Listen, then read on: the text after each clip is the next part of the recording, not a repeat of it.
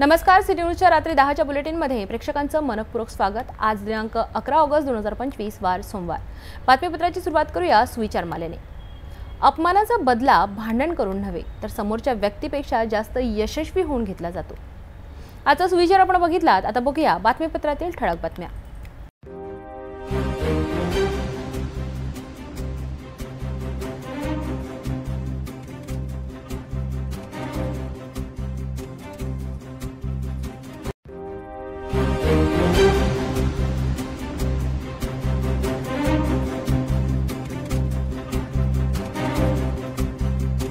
ठळक बातम्या आपण बघितल्यात, आता घेऊया छोटासा ब्रेक।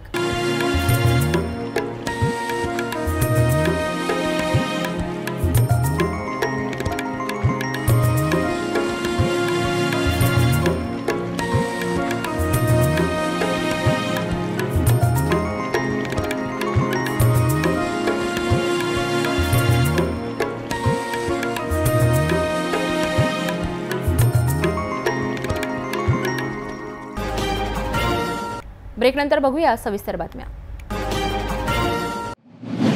अमरावतीत अग्रवाल समाजाच्या सर्वोच्च श्री अग्रसेन स्मारक समितीच्या निवडणुकीत श्री अग्रसेन नवनिर्माण पॅनल यांनी इतिहास रचला आहे।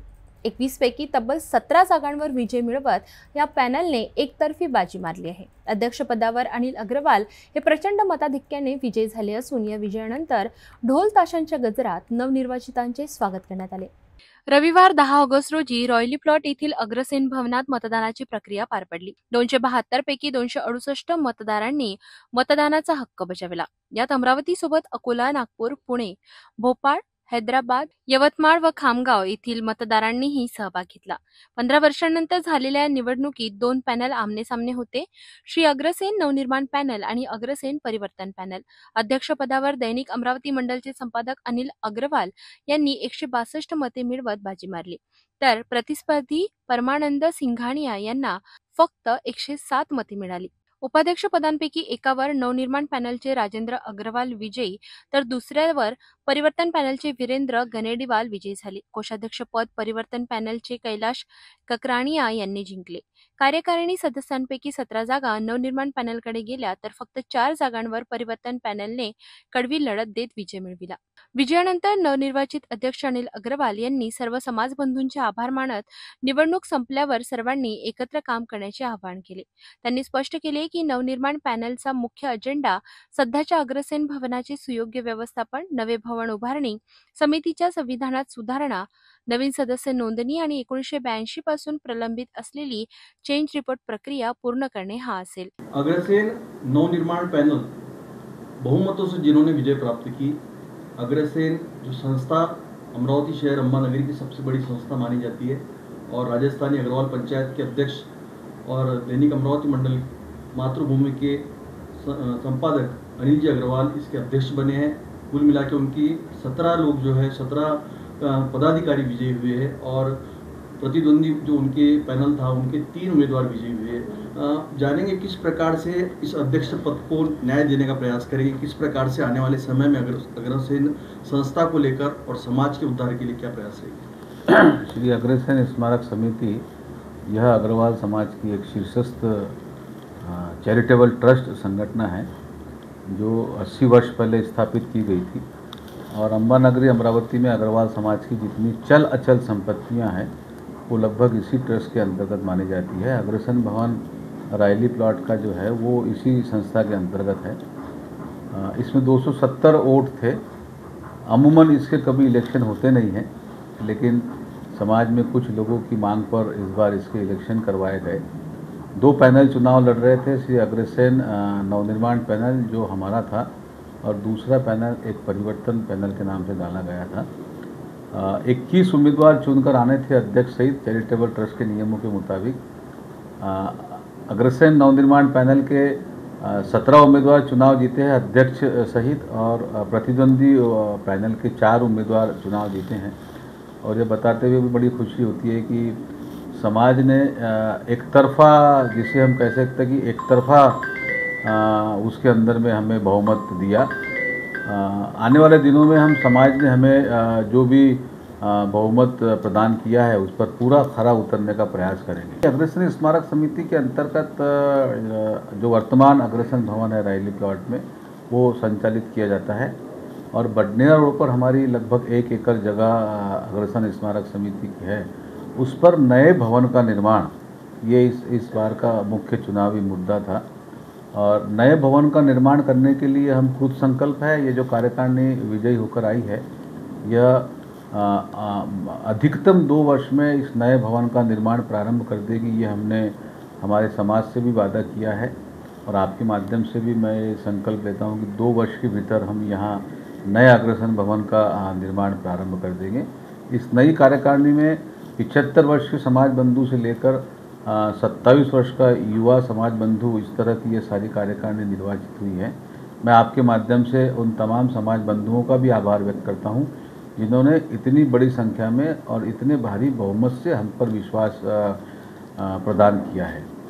क्या कहेंगे कि 2 बातें होती है, जैसा लोकशाही में हम कहते हैं कि इलेक्टेड और सिलेक्टेड, और आप इलेक्टेड है तो ऐसा लगता है कि जिम्मेदारी ज़्यादा है, समाज का जो विश्वास आपके ऊपर जता है, क्या कहेंगे? अमूमन नीलेश जी, हमारे अग्रवाल समाज में इस तरह के चुनाव बहुत कम होते हैं। पिछले 40 वर्षों में इस तरह के चुनाव केवल 2 बार हुए, एक जो कल संपन्न हुआ और एक जो इसके पहले 15 वर्ष पहले हुआ था। हमारे यहाँ सिलेक्शन की ही प्रथा है, लेकिन आजकल हर समाज में, फिर कोई भी समाज हो, कुछ लोग ऐसे रहते हैं जो अड़ जाते हैं पदों पर काम करने के लिए। उनकी मांग पर यह चुनाव करवाया गया, वरना हमारे बायलॉज में, संविधान में स्पष्ट रूप से अंकित है कि वार्षिक आम साधारण सभा में नई कार्यकारिणी का चुनाव हो। जैसा आपने कहा कि सिलेक्शन की बजाय इलेक्टेड में तो ज़्यादा आनंद होता ही है। कल आपने देखा होगा कि रात को 2:30 बजे चुनाव के नतीजे घोषित हुए। चुनाव नतीजे घोषित होने के बाद बड़े पैमाने पर रायली प्लॉट के अग्रसेन भवन में जल्लोष रात को 2:30 बजे मनाया गया और इसके अलावा पूरे समाज में हर वोटर ने आकर कल लगभग 700-800 लोग रायली प्लॉट के अग्रसेन भवन में थे। उन्होंने अपने मताधिकार का प्रयोग किया और समाज में एक नई ऊर्जा का संचार चुनाव के माध्यम से अवश्य संचारित हुआ है। क्या कहेंगे कि जिस प्रकार से आपने कल एक बात कही कि जो लोग प्रतिद्वंदी हमारे पैनल के भी चुन के आए हैं वो भी हमारे साथ में, किसी प्रकार का समाज के अंदर कोई 2 दल नहीं है ऐसी? नहीं, देखो, कुछ लोगों की मांग पर ये चुनाव जरूर हुए, लेकिन चुनाव खत्म, मतलब मैच खत्म तो सारा विषय खत्म। अब जो भी चुनकर आए वो सभी हमारे हैं, हमारे 17 भी हमारे हैं, वो जो चुन के आए 4 वो भी हमारे हैं, वो समाज की ही कार्यकारिणी है।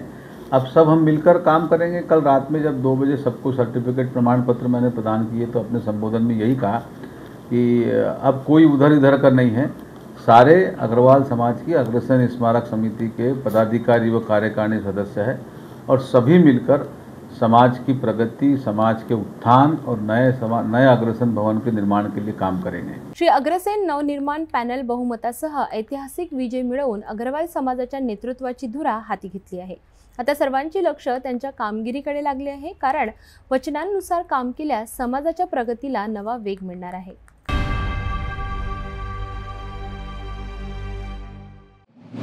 लवकरच सणासुदीचा काळ सुरू होत आहे आणि या निमित्ताने स्वतःला आणि आपल्या घराला सजवण्यासाठी एक अनोखी संधी चालून आली आहे। अमरावतीकरांसाठी एक खास इंडियन हँडीक्राफ्ट आणि हँडलूम एक्स्पो प्रदर्शनी भरली आहे, जिथे तुम्हाला भारतातील विविध राज्यातील हस्तकलांचे उत्कृष्ट नमुने पाहायला मिळतील। अधिक माहितीसाठी जाणून घेऊया हे वृत्त। सण येतात आणि जातात, पण त्यांच्यासोबतच येणारा उत्साह आणि आनंद वेगळाच असतो। या सणासुदीच्या काळात तुम्ही स्वतःला आणि तुमच्या घराला नवीन रूप देऊ शकता। अमरावतीतील सातुर्णा ते बडनेरा रोडवरील रॉयल एनफील्ड शोरूमच्या समोर भरलेल्या Indian handicrafts and handloom expo मध्ये तुम्हाला काश्मीरपासून कन्याकुमारी पर्यंतच्या हस्तकलेचे अद्भुत नमुने पाहायला मिळतील।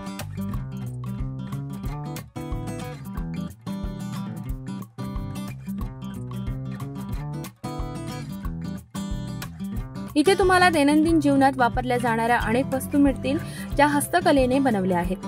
तुमच्या घराला एक खास टच देण्यासाठी सुंदर शोपीस, सोफा, खुर्च्या आणि इतर सजावटीच्या वस्तूंचा मोठा संग्रह इथे उपलब्ध आहे।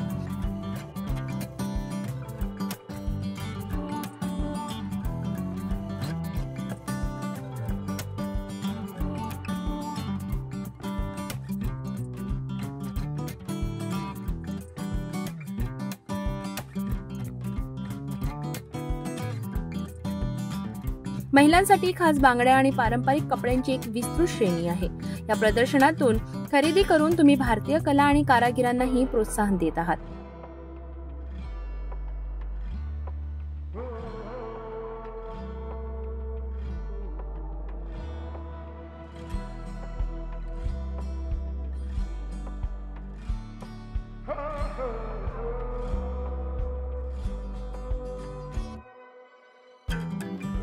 चला तर या सुवर्ण संधीचा लाभ घ्या आणि इंडियन हँडीक्राफ्ट अँड हँडलूम एक्स्पोला नक्की भेट द्या।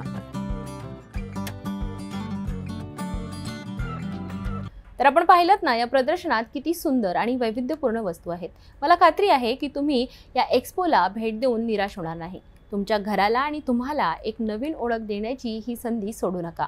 हा एक्स्पो सर्वांसाठी खुला आहे, तरी सर्व अमरावतीकरांनी या एक्स्पोला एकदा नक्की भेट द्यावी।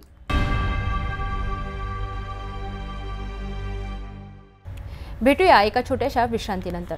तपोवन पासून फक्त 1.5 किलोमीटर अंतरावर राधानगरी लेआउट लेक व्ह्यू प्लॉट सह मोजकेच प्लॉट शिल्लक। त्वरित संपर्क करा 9930706667 किंवा 7620433325 या क्रमांकावर। अमरावती परतवाडा मार्गावरील गड्ड्यांमुळे होणाऱ्या भीषण अपघातांची सिटी न्यूज अमरावतीने सातत्याने दखल घेतल्यानंतर अखेर प्रशासन हलले आहे। आता या मार्गावरील गड्डे बुजवण्याचे काम प्रत्यक्षात सुरू झाले असून यामुळे वाहन चालक व प्रवाशांना दिलासा मिळणार आहे। अमरावती परतवाडा मार्ग हा जिल्ह्यातील एक महत्त्वाचा संपर्क मार्ग असून गेल्या काही महिन्यांपासून रस्त्यावरील मोठमोठे गड्डे वाहन चालकांसाठी जीव घेणे ठरत होते। या गड्ड्यांमुळे आतापर्यंत कित्येक अपघात झाले, ज्यात अनेक जण गंभीर जखमी झाले, तर काहींना आपला जीव गमवावा लागला। सिटी न्यूजने ही गंभीर बाब वारंवार प्रकाशझोतात आणत प्रशासनाचे लक्ष वेधले। या बातमीचा परिणाम म्हणून सार्वजनिक बांधकाम विभाग अमरावतीने खड्डे बुजवण्याचे काम हाती घेतले आहे। सध्या रस्त्यावरील सर्वाधिक धोकादायक भागांपासून सुरुवात करण्यात आली असून काम जलद गतीने सुरू आहे। स्थानिक नागरिक आणि वाहन चालकांनी सिटी न्यूजचे आभार मानले। त्यांचे म्हणणे आहे की वेळेवर हे काम झाले नसते तर आणखी बळी गेले असते। आता गुळगुळीत रस्ता तयार झाल्यास वाहतुकीची गती आणि सुरक्षितता दोन्ही वाढली। सिटी न्यूजच्या सततच्या पाठपुराव्यानंतर मिळालेला हा दिलासा नागरिकांच्या सुरक्षेसाठी महत्त्वाचा टप्पा आहे। रस्त्याची गुणवत्ता टिकवून ठेवणे आणि वेळोवेळी दुरुस्ती करणे हे प्रशासनाचे कर्तव्य आहे।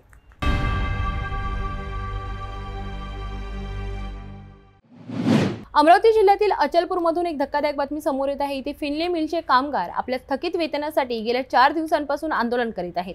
विशेष म्हणजे यातील 2 कामगार आपल्या मागण्यांकडे सरकारचं लक्ष वेधण्यासाठी तब्बल 150 फूट उंच चिमणीवर चढले आहेत। त्यांच्या जीवाला धोका असतानाही अद्यापही प्रशासन किंवा लोकप्रतिनिधींनी या आंदोलनाची दखल घेतलेली नाही। या गंभीर परिस्थितीची ही वृत्त जाणून घेऊया। अमरावती जिल्ह्यातील अचलपूर येथील फिनले मिल पुन्हा एकदा चर्चेत आली आहे। यावेळी कारण आहे कामगारांचं तीव्र आंदोलन। आपल्या थकीत वेतनासाठी आणि बोनससाठी गेल्या 4 दिवसांपासून हे कामगार रस्त्यावर उतरले आहेत, पण या आंदोलनाने एक वेगळं वळण घेतलं आहे। मिल मधील 2 कामगार थेट 150 फूट उंच चिमणीवर चढले आणि तिथूनच ते आपला निषेध नोंदवत आहेत। या कामगारांचं म्हणणं आहे की अनेक वर्षांपासून त्यांचं वेतन थकीत आहे।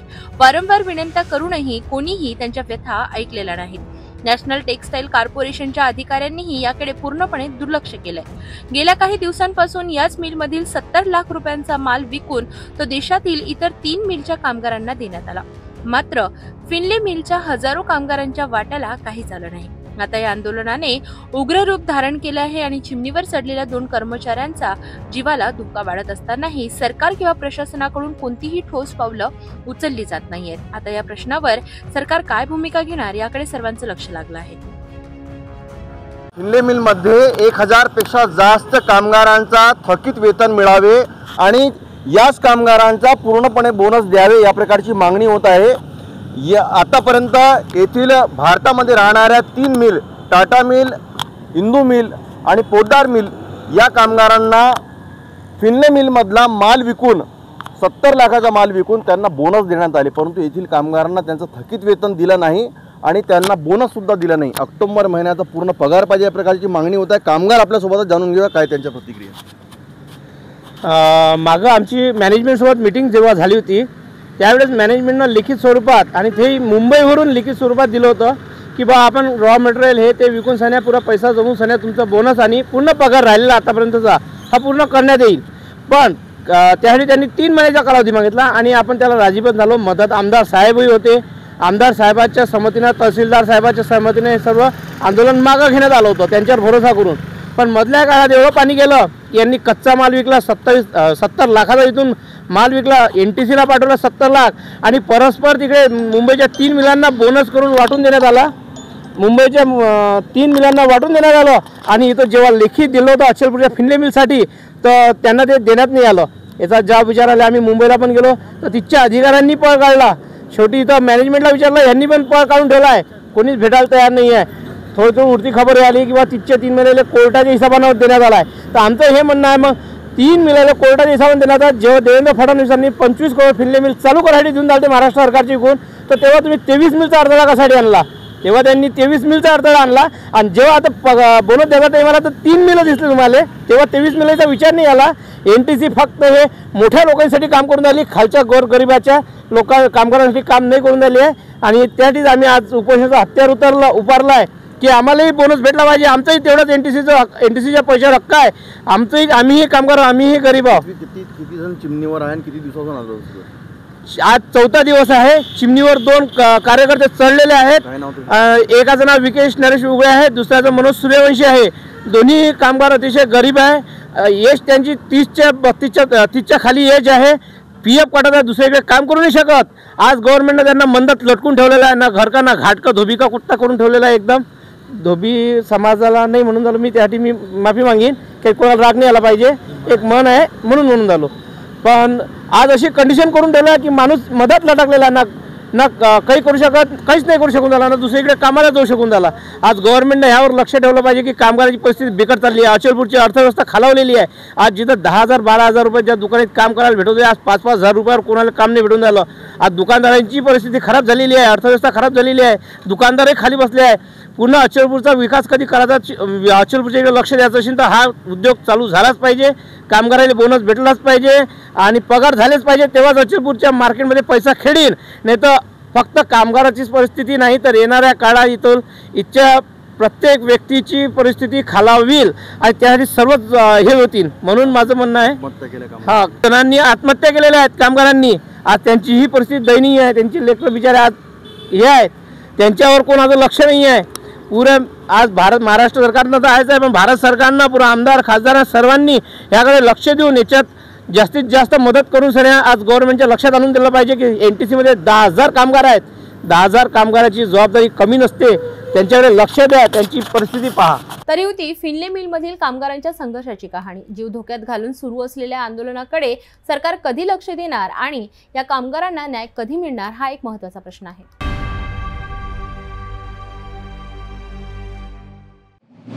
अमरावती जिल्ह्यातील तिवसा तालुक्यातून एक महत्त्वाची बातमी समोर येत आहे। सातरगाव ते वरुडा या 18 किलोमीटरच्या रस्त्याची अवस्था अत्यंत दयनीय झाली आहे। खड्ड्यांमुळे रस्त्यांची चाळण झाली असून वाहन चालक आणि शाळकरी मुलांना मोठा त्रास सहन करावा लागत आहे।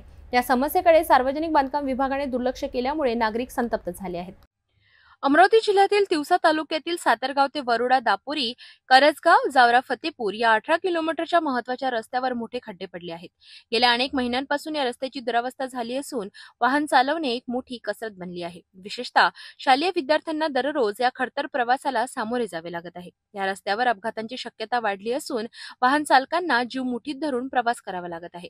विशेष म्हणजे जिल्हा परिषद बांधकाम विभागाने या रस्त्याच्या दुरुस्तीसाठी 8 महिन्यांपूर्वीच मंजुरी दिली होती, पण अद्याप कामाला सुरुवात झालेली नाही। त्यामुळे स्थानिक नागरिक आणि माजी नगराध्यक्ष वैभव वानखडे यांनी जिल्हा परिषद बांधकाम विभागाला निवेदन दिले आहे।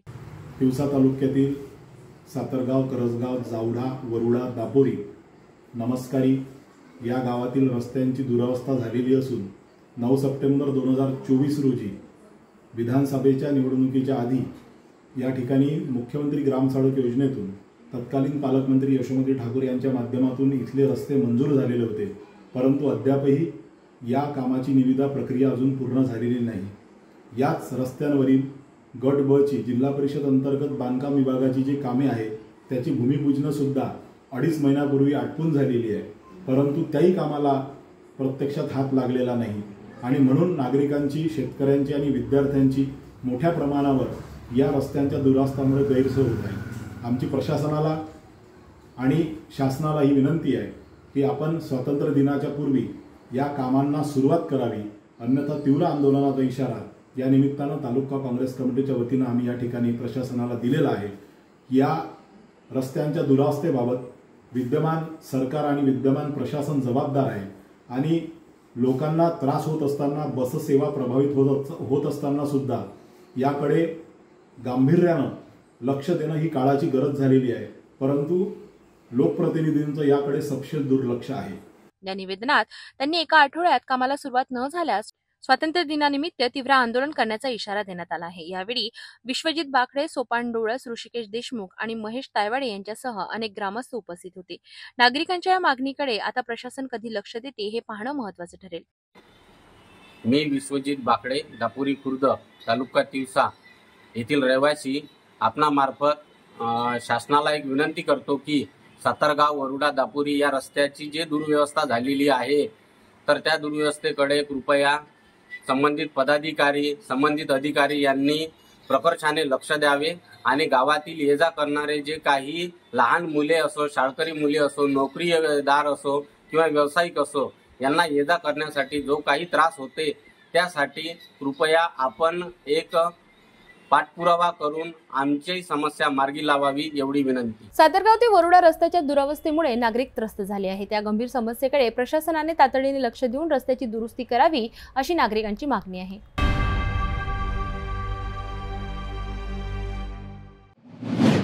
नागपूर जबलपूर राष्ट्रीय महामार्गावरील एका हृदयद्रावक घटनेने संपूर्ण महाराष्ट्राला हादरून सोडलं आहे। एका पतीने आपल्या मृत पत्नीचा देह मदतीविना चक्क बाईकवर बांधून नेला। माणुसकीला काळिंबा फासणाऱ्या या घटनेवर एक नजर टाकूया। नागपूर जिल्ह्याच्या रामटेक तालुक्यातील देवलापार जवळच्या मोरफाटा इथं धक्कादायक घटना घडली। रक्षाबंधन सणासाठी निघालेला अमित आणि ग्यारसी यादव या पती-पत्नीच्या दुचाकीला मागून येणाऱ्या भरधाव ट्रकने जोरदार धडक दिली। या अपघातात ग्यारसी यांचा जागीच मृत्यू झाला। पावसाच्या सरी कोसळत होत्या आणि महामार्गावर वाहनांची वर्दळ सुरू होती।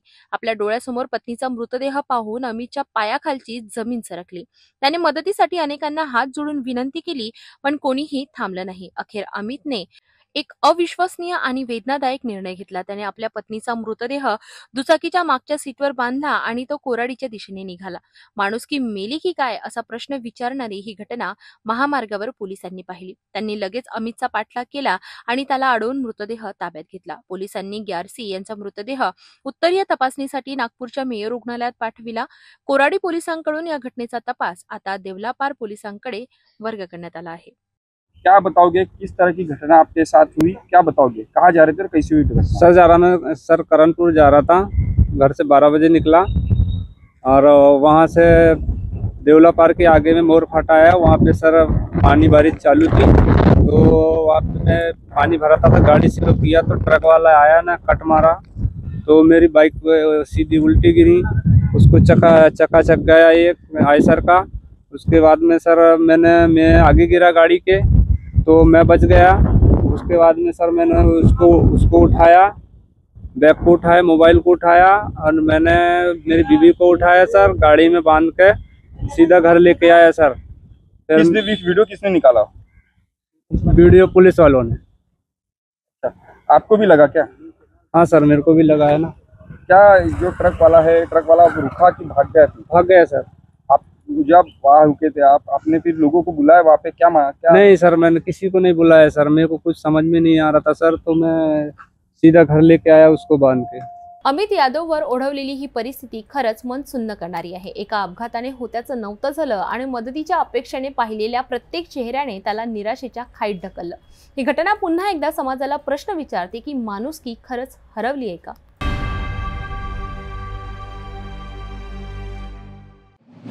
नागपूर शहरातील मानकापूर पोलिसांनी घरफोडी करणाऱ्या एका सराईत इसमाला अटक केली आहे। या आरोपीकडून पोलिसांनी लाखो रुपयांचा मुद्देमाल जप्त केला आहे। गुप्त माहितीच्या आधारे ही कार्यवाही करण्यात आली असून आरोपींवर अनेक गुन्हे दाखल आहेत। मानकापूर पोलीस ठाण्याच्या हद्दीत परतफेडी करणाऱ्या एका 24 वर्षीय आरोपीला अटक करण्यात आली आहे। गुप्त बातमीदारामार्फत माहिती मिळाल्यानंतर पोलिसांनी सापळा रचून आरोपी करण उर्फ कना विनोद पाटील याला ताब्यात घेतले। तपासादरम्यान आरोपीने घरफोडी व चोरीचे एकूण 3 गुन्हे केल्याची कबुली दिली। या आरोपीकडून पोलिसांनी एकूण 3,34,300 रुपयांचा मुद्देमाल जप्त केला आहे। हा गुन्हा 10 जुलै ते 11 जुलै 2025 या कालावधीत घडला होता। फिर्यादी नलिनी विनायक ठाकरे यांच्या घराचे मुख्य दरवाजे कुलूप तोडून आरोपीने घरात प्रवेश केला आणि सोन्याचे दागिने व रोख रक्कम लंपास केली। वरिष्ठ पोलीस निरीक्षक हरेश काळसेकर यांच्या मार्गदर्शनाखाली पोलीस उपनिरीक्षक अमोल इंगोले, अमित देशमुख व पथकाने ही कारवाई केली। संपूर्ण कारवाई पोलीस आयुक्त रवींद्र कुमार सिंगल यांच्या आदेशानुसार पार पडली। याच्यामध्ये मागच्या काही दिवसांमध्ये मानकापूर पोलीस स्टेशनच्या हद्दीमध्ये काही प्रमाणात घरफोडी करण्याचं प्रमाण वाढलेलं होतं आणि आमच्याकडे गुन्हा नंबर 326/2025 हा एक घरफोडीचा गुन्हा दाखल होता। याच्यामध्ये जे आमचे DB पथक आहेत, DB पथकानं वरिष्ठांच्या मार्गदर्शनाखाली याचा तांत्रिक तपास चालू केलेला होता आणि तांत्रिक तपास आणि काही गोपनीय माहिती याच्या आधारावर एक सुरुवातीला आम्ही आरोपी याच्यामध्ये अरेस्ट केलेला आहे। त्याचं नाव आहे असलम अजहर काजी, वय 24 वर्ष, हा यशोधरानगर पोलीस स्टेशनच्या हद्दीत राहणारा आहे आणि त्या तपासामध्ये त्याच्यासोबत असलेला त्याचा एक साथीदार करण उर्फ कन्ना विनोद पाटील, बिलाल नगर, हा सुद्धा यशोधरानगर पोलीस स्टेशनच्या हद्दीत राहणारा आहे। दोन्ही रेकॉर्डवरचे गुन्हेगार आहेत। दोन आरोपी अटक केल्यानंतर याच्यामध्ये मानकापूर पोलीस स्टेशनच्या हद्दीतून एक जी घरफोडी झालेली होती त्या घरफोडीमध्ये एक दुचाकी गाडी देखील चोरीला गेलेली होती, कावासाकी गाडी, ज्याच्यामध्ये त्या घरातली चावी घेऊन ती कावासाकी गाडी चोरलेला होती, ती देखील त्याच्यामध्ये रिकवर केलेली आहे। त्याचप्रमाणे कळमना पोलीस स्टेशनला एक दुचाकी चोरीची तक्रार दाखल झाली होती, हिरो होंडा कंपनीची गाडी होती, ती देखील या आरोपींकडून आम्ही रिकवर केलेली आहे। तो जो कळमना पोलीस स्टेशनचा गुन्हा देखील उघड केलेला आहे। या प्रकारे मानकापूर पोलीस स्टेशन कडील एकूण 3 घरफोडीचे गुन्हे आणि कळमना पोलीस स्टेशनकडील एक वाहन चोरीचा गुन्हा असे 4 गुन्हे या आरोपीकडून आपण उघड करू शकलेलो आहोत। याच्यामध्ये काही सोन्याचा मुद्देमाल देखील, दागिने देखील चोरीस गेलेले आहेत, परंतु जो पाहिजे आरोपी आहे तो एक प्रोफेशनल सोनार आहे आणि त्याच्याकडे ते असण्याची शक्यता आहे, तर त्याबाबत अधिक तपास चालू आहे। अशा प्रकारे यामध्ये एकूण 2 आरोपीकडून हा मुद्देमाल जप्त करण्यात आलेला आहे। माननीय पोलीस आयुक्त श्री रवींद्र सिंगल सर, माननीय joint CP Shri Reddy sir, माननीय अपर पोलीस आयुक्त north region Shri Dabhade sir, त्याचप्रमाणे आमचे झोन 2चे DCP नित्यानंद झा सर, ACP सुनीता मेसराम यांच्या मार्गदर्शनाखाली आमचे जे DB पथकाचे PSI देशमुख, PSI कोमने आणि PSI टगवाल आणि त्यांच्या संपूर्ण टीमने ही कारवाई करून आरोपींना अटक केलेला आहे। आज आरोपींना आम्ही पुन्हा त्या ठिकाणी कोर्टात हजर करत आहोत आणि आणखी काही घरफोडी किंवा चोरीचे काही प्रकार घडलेत त्याबाबत देखील तपास करत आहोत। तर मानकापूर पोलिसांनी अत्यंत अचूक नियोजन करून ही कारवाई केली असून या आरोपीमुळे परिसरात झालेल्या घरफोड्यांच्या मालिकेला आळा बसण्याची शक्यता आहे। पुढील तपास मानकापूर पोलीस करीत आहेत।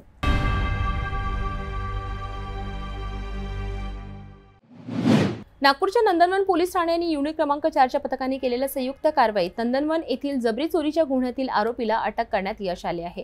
या कारवाईमुळे परिसरात समाधान व्यक्त होत आहे।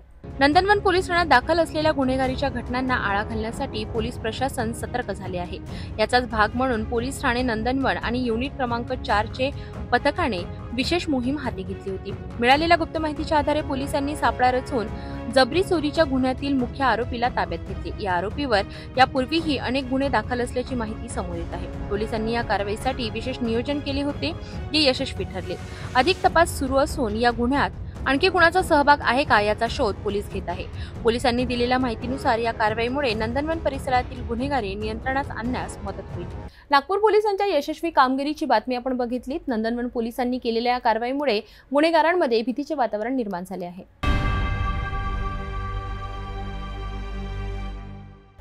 भेटूया एका छोट्याशा विश्रांतीनंतर। शादी और ब्याह की शुरुआत आराधना साड़ी के साथ। Aradhana wholesale shopping mall, L2 Bijland complex, Nandgaon Peth, Amravati, Jawahar Road, Amravati. Nagpur पोलिसांनी विकसित केलेल्या अत्याधुनिक सोशल मीडिया मॉनिटरिंग साधन गरुड दृष्टीचे सादरीकरण महाराष्ट्राचे मुख्यमंत्री यांच्या हस्ते करण्यात आले। याच कार्यक्रमात राज्यातील सायबर फसवणुकीच्या प्रकरणांमध्ये 7405 पीडितांना तब्बल 10 कोटी रुपयांची परतफेडही करण्यात आली।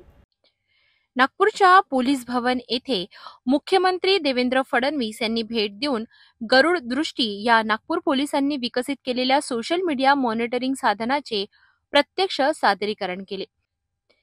हे साधन सायबर हॅक 2025 स्पर्धेतून उदयास आले असून अत्यल्प खर्चात स्थानिक पातळीवर विकसित करण्यात आले आहे. याचे बौद्धिक संपदा हक्क नागपूर पोलिसांकडेच आहेत. या कार्यक्रमात 2025 मधील विविध सायबर फसवणुकीच्या प्रकरणांमध्ये पीडितांना त्यांच्या गमावलेल्या रकमेची परतफेड करण्यात आली. एकूण 10 कोटी रुपयांची परतफेड 7,405 पीडितांना करण्यात आली असून अजूनही 12,05 कोटी रुपये गोठवून ठेवलेले आहेत. ही रक्कम लवकरच संबंधित पीडितांना मिळण्याची शक्यता आहे.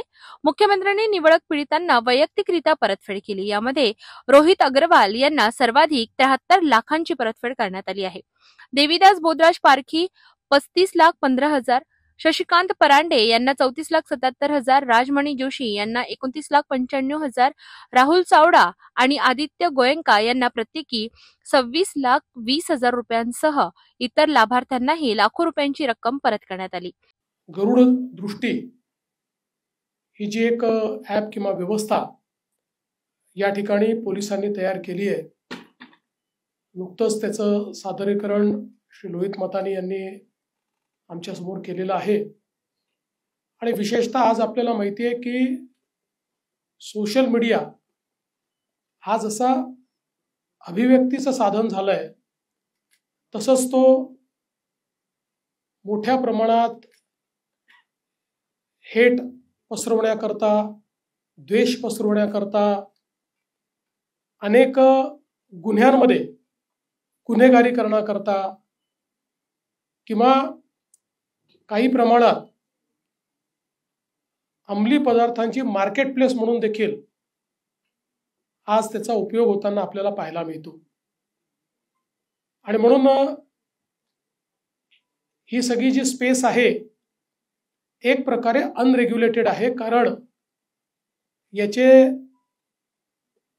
मॅक्सिमम ऑपरेटर्स हे परदेशी आहेत, त्यांचे सर्व्हर्स परदेशात आहेत आणि सोशल प्लॅटफॉर्म असल्यामुळे त्याच्यावर फार कंट्रोल ठेवता येईल अशा प्रकारची त्या ठिकाणी व्यवस्था देखील नाही आहे. अशा परिस्थितीमध्ये ज्यावेळी घटना घडते, दुर्घटना घडते, दंगल घडते, अफवा रोखायच्या कशा? आपण बघितलंय की अनेक ठिकाणी तर केवळ अफवांमुळे कायदा आणि सुव्यवस्थेची परिस्थिती निर्माण झाली आहे. आणि म्हणून या सगळ्या गोष्टी कंट्रोलमध्ये ठेवण्याकरता आणि अशा प्रकारे दुरुपयोग होत असेल तर तो दुरुपयोग सोशल मीडियातनं नेमका हुडकून काढून संबंधितांवर कारवाई कशी करता येईल याकरता गरुड दृष्टी एक अतिशय चांगलं टूल नागपूर पोलिसांनी तयार केलेलं आहे, ज्यातनं या टूलचा उपयोग करत मागच्या काळामध्ये अनेक भारत विरोधी पोस्ट असतील, हेट फैलवणाऱ्या पोस्ट असतील, जातीय तणाव निर्माण करणाऱ्या पोस्ट असतील किंवा अंमली पदार्थांच्या विक्रीच्या संदर्भातल्या चर्चा असतील, चॅटर्स असतील, अशा सगळ्या गोष्टी पकडण्याचं काम हे पोलिसांनी केलेलं आहे. आणि म्हणूनच आज हा ऑफिशियली या ठिकाणी रोल आउट होतोय आणि भविष्यामध्ये इतरही युनिट्सला गरुड दृष्टी हा टूल पाठवण्यात येईल, ज्याचा उपयोग करून राज्यामध्ये कायदा आणि सुव्यवस्था राखण्याच्या दृष्टीनं एक महत्त्वाचं पाऊल आपल्याला उचलता येईल. या अभिनव साधनाच्या मदतीने आतापर्यंत सोशल मीडियावरील 30,000 पोस्टचे परीक्षण करण्यात आले असून त्यातील 650 आक्षेपार्ह पोस्ट हटविण्यात आल्या आहेत. मी पोलीस कमिशनर म्हणून सर्वांना आवाहन करणार आहे, विनंती करणार आहे की आपण जागरूक राहावे. सायबर फ्रॉड्स आजकाल फार कॉमन होत आहे आणि डिजिटलाइजच्या तुमच्याकडे फोन येतो किंवा तुमचे ATMचा जे पिन आहे तो आपण लगेच लोकांना देऊन टाकतो, एखादा अननोन लिंकवर आपण जातो. तर हे जे सगळी गोष्ट आहे त्याच्याबद्दल जागरूकता होणे फार महत्त्वपूर्ण आहे, त्याच्याबद्दल माहिती असणे महत्त्वपूर्ण आहे.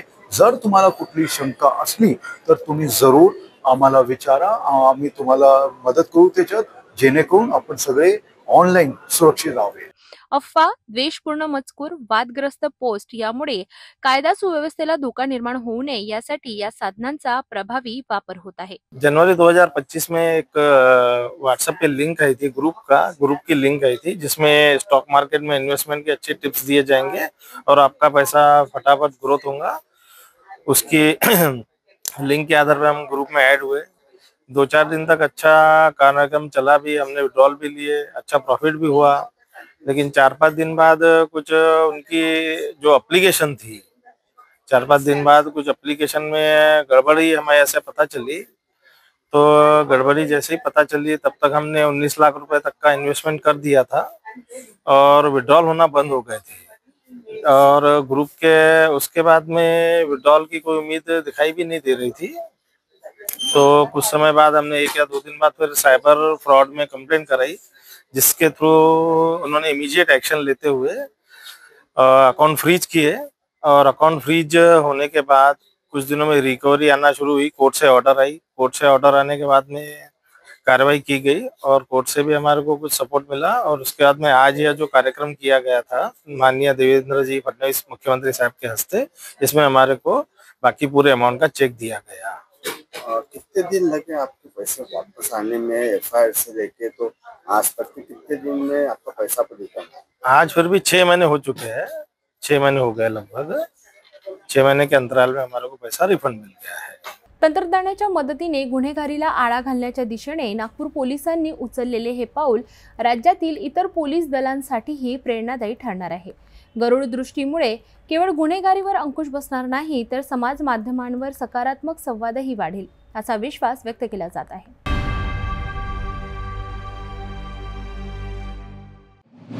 रामटेक तालुक्यातील एका दुर्दैवी घटनेने हळहळ व्यक्त होत आहे। किरणापूर गावातील एका 18 वर्षीय तरुणाचा कालव्यात बुडून मृत्यू झाल्याची ही धक्कादायक घटना। या घटनेला 24 तास उलटूनही अद्याप या मृतकाचा मृतदेह सापडलेला नाही। पोलीस आणि स्थानिक प्रशासन त्याचा शोध घेत आहेत। ही घटना नक्की काय आहे जाणून घेऊया। नागपूर जिल्ह्यातील रामटेक तालुक्यातून एक मन हेलावणारी घटना समोर आली आहे। किरणापूर गावातील रहिवासी 18 वर्षीय ऋतिक वासुदेव गजाम आपल्या मित्रांसोबत गावाजवळच्या कालव्यात आंघोळीसाठी गेला होता। प्रत्यक्षदर्शी मित्राने दिलेल्या माहितीनुसार ऋत्विक आणि त्याचा मित्र कालव्याजवळ पोहोचले। ऋत्विकचा मित्र नाश्ता घेण्यासाठी जवळच्या दुकानात गेला, त्याचवेळी ऋत्विकने कपडे काढून कालव्यात उडी मारली। काही वेळाने मित्र परत आला तेव्हा त्याला ऋत्विकचे कपडे किनाऱ्यावर दिसले, पण ऋत्विक मात्र तिथे नव्हता। मित्राने तात्काळ आरडाओरडा केली आणि स्थानिक गावकऱ्यांना या घटनेची माहिती दिली। नंतर तातडीने रामटेक पोलिसांना या घटनेची माहिती देण्यात आली। पोलिसांनी घटनास्थळी पोहोचून शोधकार्य सुरू केले, मात्र पाण्याचा प्रवाह जास्त असल्याने आणि रात्रीच्या अंधारामुळे शोधकार्यात अडचणी आल्या। घटनेला 24 तासांपेक्षा जास्त वेळ उलटूनही अद्याप ऋत्विकचा मृतदेह सापडला नाही। पोलीस दल आणि स्थानिक बचाव पथके युद्ध पातळीवर त्याचा शोध घेत आहेत। या दुर्दैवी घटनेमुळे संपूर्ण किरणापूर गावावर शोककळा पसरली आहे। ऋत्विकच्या कुटुंबियांना मोठा धक्का बसला असून त्याचा आक्रोश मन हेलावून टाकणारा आहे। तर ही होती रामटेक तालुक्यातून आलेली दुर्दैवी घटना। पोलीस आणि बचाव पथक सध्या मृतदेहाचा शोध घेत आहेत आणि लवकरात लवकर तो सापडावा अशी आशा व्यक्त केली जात आहे।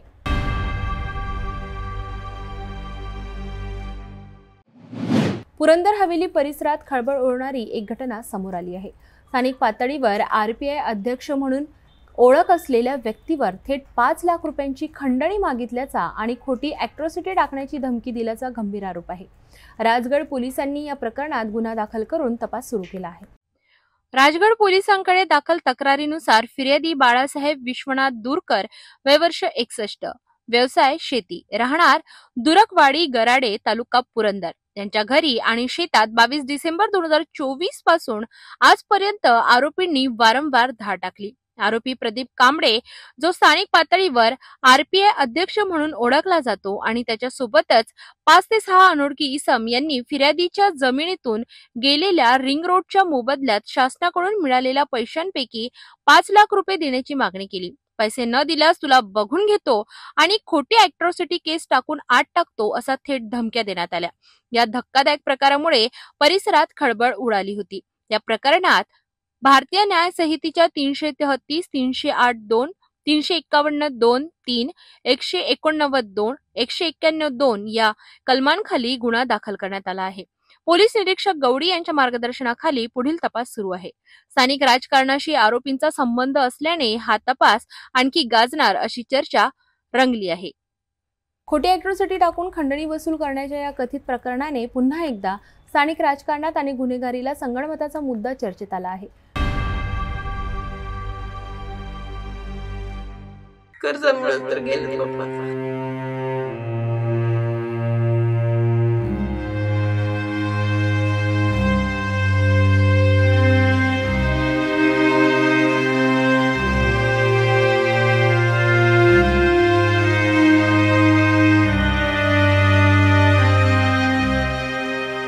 लातूरच्या औसा तालुक्यातील हासेगाव वाडी गावात कर्जाच्या प्रचंड ओझ्याखाली दबलेल्या एका शेतकऱ्याने आत्महत्या करून जीवन संपवलंय. गावात हळहळ व्यक्त होत असून त्याच्या कुटुंबावर दुःखाचा डोंगर कोसळलाय. हासेगाववाडीचे रहिवासी अभिमन्यू साठे हे अल्पभूधारक शेतकरी. सारोळा शिवारातील मुरमाळ कोरडवाहू जमिनीत शेती करून ते कुटुंब चालवतात. जमिनीची उत्पादकता कमी, शेतीचा खर्च मात्र प्रचंड. अशा परिस्थितीत कुटुंब चालवणे आणि लेकरांच्या शिक्षणाची जबाबदारी सांभाळण्यासाठी त्यांनी बँकेचे कर्ज, फायनान्सचे कर्ज, हात उसने व सावकारी अशी अनेक कर्ज घेतली. कुटुंबाची अडचण इतकी वाढली की पत्नीने कर्ज फेडण्यासाठी आपलं मंगळसूत्रही विकलं. तरीही कर्जाचा डोंगर कमी झाला नाही. अभिमन्यू यांच्या एका मुलीचे शिक्षण लातूर शहरातील लाहोटी पॉलिटेक्निक कॉलेजमध्ये सुरू आहे. मुलगा दयानंद कॉलेजमध्ये कॉमर्स शिकतोय, तर धाकटी मुलगी जिल्हा परिषद शाळेत आहे. लेकरांच्या शिक्षणासाठी त्यांनी घेतलेले कर्ज फेडणे त्यांच्यासाठी अशक्य बनले होते. वडील रंगराव साठे यांचे 1996 मध्ये निधन झाल्यानंतर कुटुंबाची जबाबदारी अभिमन्यू यांच्या खांद्यावर आली. कॉलेजची फी भरायला पैसे नव्हते, मला पैसे देखील दुसऱ्याच दिवला ते मदत. रूमचं भाडं मला दुसऱ्याच दिवला ते पप्पा. मला सोनं आईचं सोनं ठेवून भावाची फीस भरली त्या दिवशी. तहसील मध्ये बी ते बुकिंग काढा बॉन्डला पैसे नव्हते. मन काली होत तर दुसऱ्या दिवशी का तिसऱ्या दिवशीच घेतली असं केलं. किती कर्ज होतं? 4-5 लाख होत. प्रशासनाकडे काय मागणी आहे? आता काय आमचं शिक्षण कसं, या 2 बहीण भावाचं कसं, माझ्याहून बारकेच आहे ती, मीच मोठी घरात. माझं शिक्षण थोडीच बहीण भावाचं पण हो शिक्षण. माझ्यासारखी वेळ कुणावरच येऊ नये. लय वाईट दिवस आला आमच्यावर. कर्ज माफ हो का? हो, कर्जामुळे तर गेलेत पप्पा. दुसऱ्यांच्या शेतात मजुरी करून रोजंदारी करत त्यांनी कुटुंब चालवलं.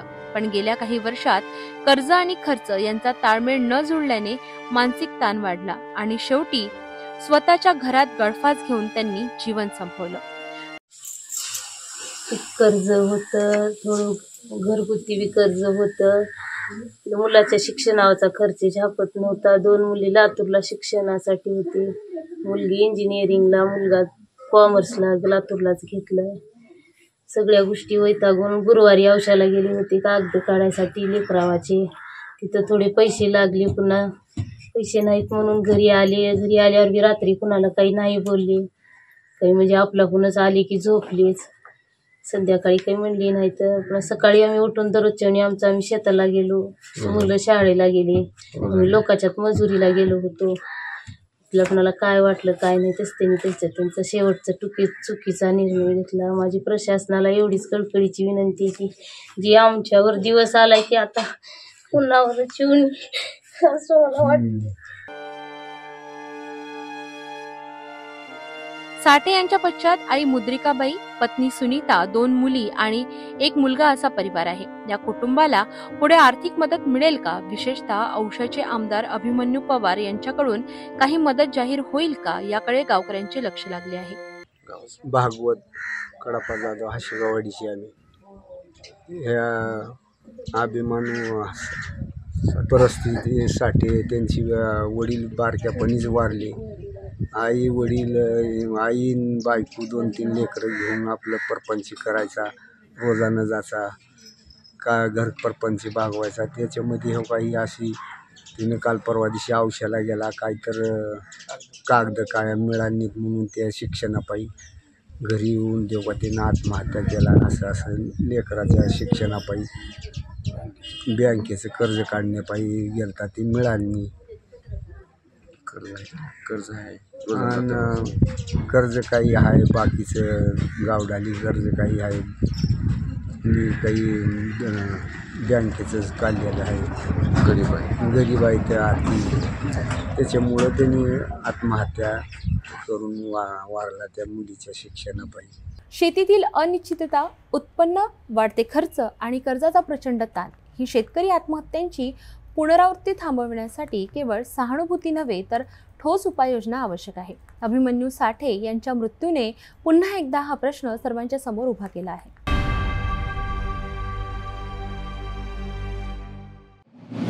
नांदेडमध्ये ठाकरे शिवसेनेने सरकारविरोधी आंदोलन करत अनोखी पद्धत अवलंबिली आहे. ITI चौकात पत्त्याचा डाव मांडून सरकारमधील वादग्रस्त मंत्र्यांच्या हकालपट्टीची मागणी करण्यात आली आहे.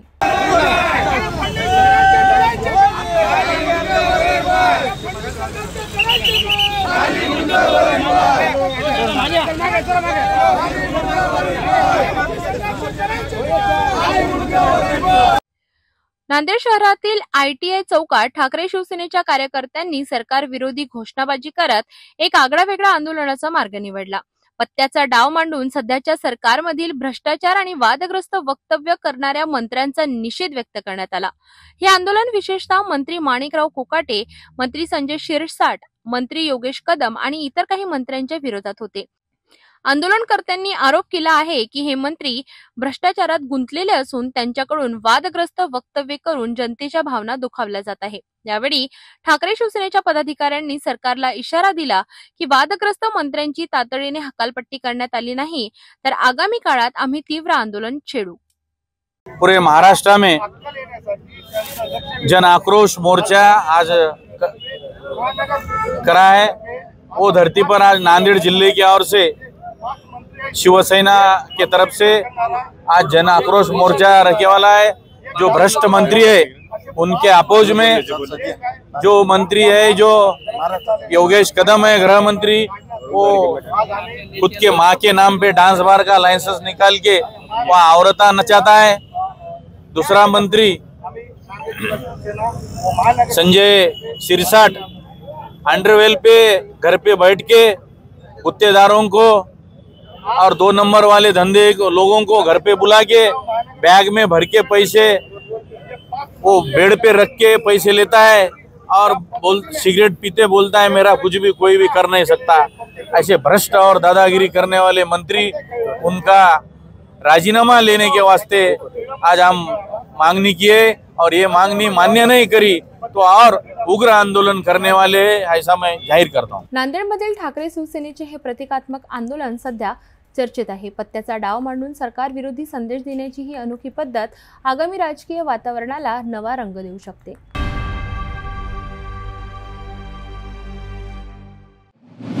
गुरुपौर्णिमेपासून सुरू असलेल्या एका विशेष धार्मिक कार्यक्रमाची सांगता नांदेड जिल्ह्यामध्ये मोठ्या उत्साहात झाली. नांदेडच्या मुदखेड तालुक्यातील बारडवाडी येथील महादेव मंदिरात महिनाभर चाललेल्या या अनुष्ठान कार्यक्रमाची सांगता एका भव्य पालखी मिरवणुकीने करण्यात आली. या मिरवणुकीत परिसरातील शेकडो भाविकांनी मोठ्या संख्येने सहभाग घेतला. नांदेड जिल्ह्यातील मुदखेड तालुक्यातल्या बारडवाडी येथील महादेव मंदिरात गुरुपौर्णिमेपासून 1 महिन्याचा अनुष्ठान कार्यक्रम सुरू होतो. काशीपीठाचे पीठाधीश्वर श्री शिवानागेंद्र सरस्वती महाराज यांच्या प्रमुख उपस्थितीत हा कार्यक्रम पार पडला. महिनाभर दररोज पूजापाठ, प्रवचन, महाआरती, महाप्रसाद, भजन आणि कीर्तन असे विविध धार्मिक कार्यक्रम आयोजित करण्यात आले होते. या कार्यक्रमाच्या सांगतेनिमित्त बारडवाडी ते आंबेगाव अशी भव्य पालखी मिरवणूक काढण्यात आली. ढोल ताशाच्या निनादात निघालेल्या या पालखी मिरवणुकीत परिसरातील महिला, पुरुष आणि लहान मुलांनी मोठ्या संख्येने सहभाग नोंदविला. या भक्तिमय वातावरणात भाविकांनी मिरवणुकीचा आनंद घेतला. गेल्या 1 महिन्यापासून गुरुपौर्णिमेपासून हा कार्यक्रम श्री गौडपादाचार्य शिवनागेंद्र सरस्वती महास्वामीजी जगद्गुरु यांचं श्रावण मास निमित्तानं 1 महिना अनुष्ठान आणि त्रिकाळ पूजन होतं. गेल्या गुरुपौर्णिमेपासून जणू की इथंच भक्तीचा सागरच जमलेला आहे, भक्तीचा मेळावा चाललेला आहे, भक्तांचा मेळावा जमलेला आहे. तसंच दररोज सकाळी 6 वाजता गुरुपूजन, दुपारी 12 वाजता,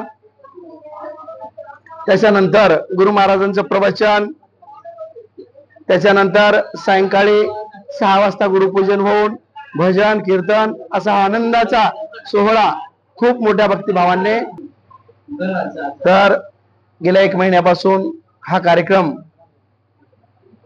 जगद्गुरु गौडपादाचार्य शिवनागेंद्र महासरस्वती स्वामीजी यांच्या अनुष्ठानानिमित्तानं इथं बारडवाडी ग्रामामध्ये या पंचक्रोशीतील सगळी पब्लिक दररोज अनुष्ठानाला उपस्थित राहायची आहे आणि इथं या महादेव मंदिरावर हे अनुष्ठान ठेवलेलं आहे। सुरुवातीला गुरुपौर्णिमेला अनुष्ठान ठेवलं, त्या दिवशी बारडवून रथयात्रा काढली आणि रथयात्रा काढून इथं गुरु महाराजांचं पदार्पण झाले। त्या दिवशीपासून आजपर्यंत या पंचक्रोशीतील सर्व व्यक्तींनी एक क्षण सुद्धा या मंदिराला सोडून गमावलेला नाहीये।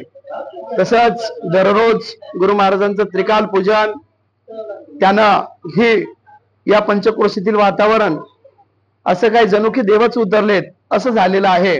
दररोज त्रिकाल स्नान, गुरु महाराजांचं त्रिकाल पूजन आणि या त्रिकाल पूजनासाठी पंचक्रोशीतील सर्व भावी भक्त माता भगिनी या कार्यक्रमासाठी आपल्या शेतातले हातातले काम सगळे सोडून या जागेवर उपस्थित 1 महिना राहिल्यात। जणू की आज सगळा कार्यक्रम संपन्न होताना सगळ्यांच्या डोळ्यातून अश्रू वाहू लागलेत आणि गुरु महाराजांचे आज असे खूप मोठ्या स्वरूपात पालखी स्वरूपात रथयात्रा निघालेली आहे, पालखी निघालेली आहे। हजारोच्या संख्येने इथं सगळे भक्त भाविक उपस्थित होते। ढोल ताशाच्या गजरामध्ये सर्व पंचक्रोशीला काय तर गुरु महाराजांनी भेट देऊन या अनुष्ठानाची समाप्ती केलेली आहे। या भव्य पालखी मिरवणुकीने संपूर्ण परिसरात एक उत्साहाचे आणि भक्तिमय वातावरण निर्माण झाले होते। या अनुष्ठान कार्यक्रमामुळे स्थानिक लोकांना धार्मिक आणि आध्यात्मिक अनुभूती मिळाली।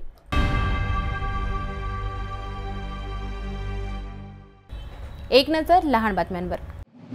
भारतीय लोकशाहीच्या मध्यवर्ती असलेल्या निवडणुका आणि मतदार यादीवर दिल्लीच्या रस्त्यांवरून संघर्षाचा सूर ऐकू आला।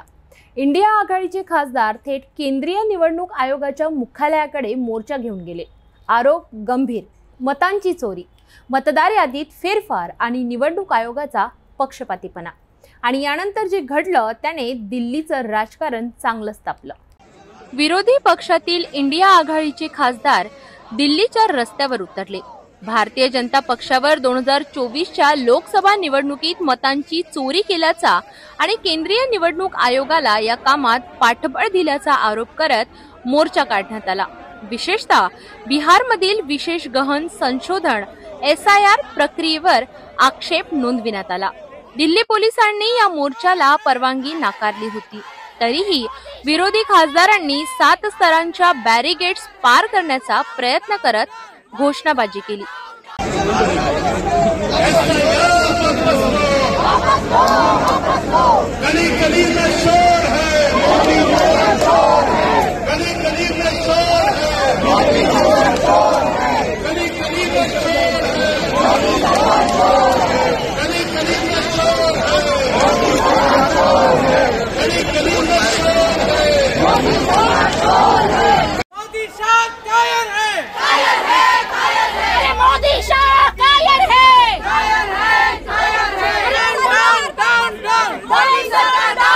पोलिसांनी मोर्चा रोखताच राहुल गांधी, प्रियंका गांधी, संजय राऊत, सुप्रिया सुळे, सागरिका घोष यांच्यासह अनेक खासदारांना ताब्यात घेण्यात आलं।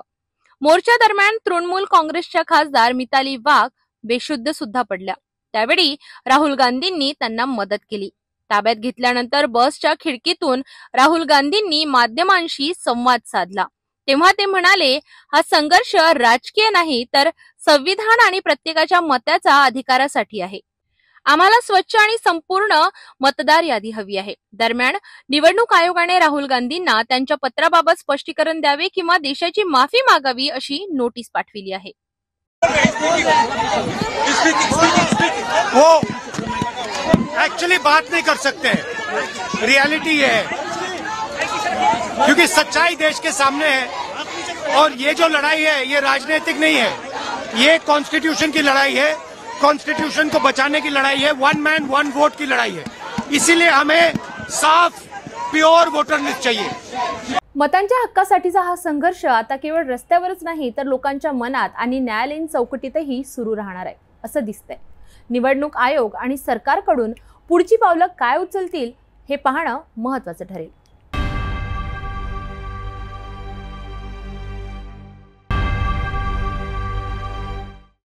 उत्तर प्रदेशमधील फतेहपूर शहरात एका मजारवर हल्ला झाला आहे. या संघटनाच्या सुमारे शेकडो कार्यकर्त्यांनी पोलिसांच्या बॅरिकेड्स तोडत मजार आणि मकबऱ्यावर तोडफोड केली आहे. या घटनेमुळे परिसरात मोठा गोंधळ उडाला असून पोलीस यंत्रणा परिस्थिती नियंत्रणात आणण्याचा प्रयत्न करीत आहे.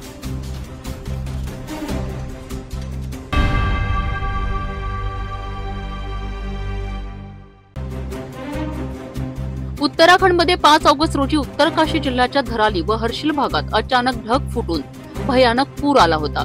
या पुरामुळे वाहतूक बंद पडली होती आणि मदत कार्यात अडथळे येत होते. या परिस्थितीत उत्तरकाशीला हर्षलशी जोडणारा पूल पुनर्निर्मित करण्यात आला आहे, ज्यामुळे मशिनरी आणि मदत सामग्रीची सोपी वाहतूक शक्य झाली आहे. गंगनाणी भागातून ड्रोनद्वारे या नव्या पुलाची व्हिडिओ घेतले गेले आहे.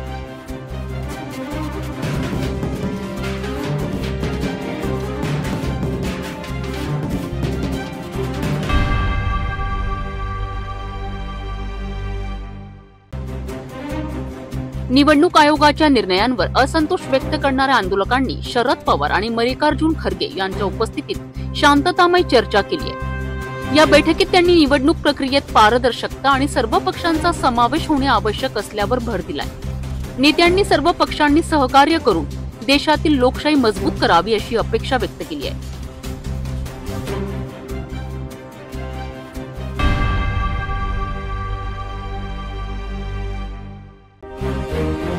उत्तर प्रदेशमध्ये कायदे आणि सुव्यवस्था कुठे आहेत? हिंदुत्ववादी संघटनातील लोक पोलीस प्रशासनाच्या समोर लाठी घेऊन मजारमध्ये घुसले आणि तिथेही हे मंदिर आहे असे सांगत आहे. ही घटना 1992 मध्ये घडलेल्या परिस्थितीसारखीच आहे, ज्यामुळे तिथे सामाजिक आणि धार्मिक तणाव निर्माण होण्याची शक्यता वाढली आहे. पोलीस प्रशासनाने या घटनेवर त्वरित नियंत्रण आणण्याची गरज आहे, अन्यथा हे प्रकरण मोठ्या संघर्षाचे रूप धारण करू शकते.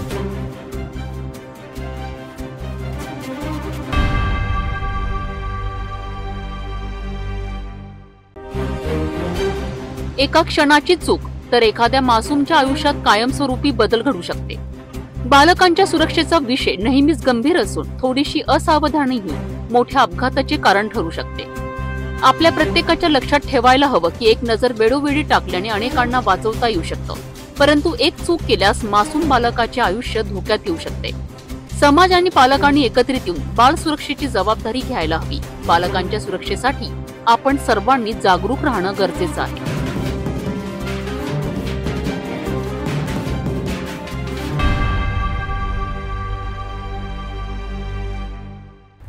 जाता जाता पुन्हा एकदा आजच्या ठळक बातम्या.